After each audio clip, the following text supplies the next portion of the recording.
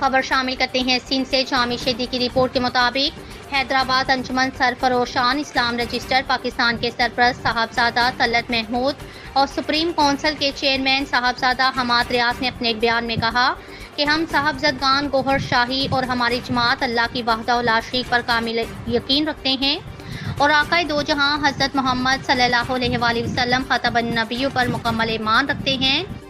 انہوں نے کہا ہمارے نزدیک جو بھی شخص یا گروہ حضرت محمد صلی اللہ علیہ وآلہ وسلم کے بعد نبوت کا دعوے دار ہوگا وہ کافر ہے اور اس کے ماننے والے مرتد ہیں۔ Chief justice supreme court of Pakistan کے مبارک ثانی قادیانی مالون کے کیس میں فیصلے سے عوام الناس میں غم و غصے کی لہر دوڑ گئی۔ ہم معزز جج صاحبان سے اپیل کرتے ہیں مبارک ثانی کیس کے فیصلے پر نظر ثانی کریں تاکہ ملک پاکستان میں موجود مسلمانوں کو کسی بڑی سازش سے محفوظ رکھا جا سکے، اور ہم اپنے تمام مکاتب فکر مسلمان بھائیوں سے بھی اپیل کرتے ہیں اس مشکل گھڑی میں اپنے اداروں کا ساتھ دیں، کسی بھی قسم کے پرتشدد تصادم سے گریز کریں۔ پرتشدد احتجاج کسی کے حق میں نہیں، اس سے ملک کو نقصان پہنچتا ہے۔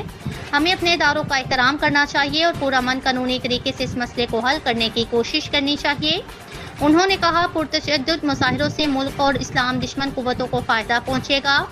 ہم ایک بار پھر معزز چیف جسٹس سے اپیل کرتے ہیں کہ مبارک ثانی کیس کے فیصلے پر نظر ثانی کریں اور مسلمانوں کے جذبات کو مجروح ہونے سے بچائیں۔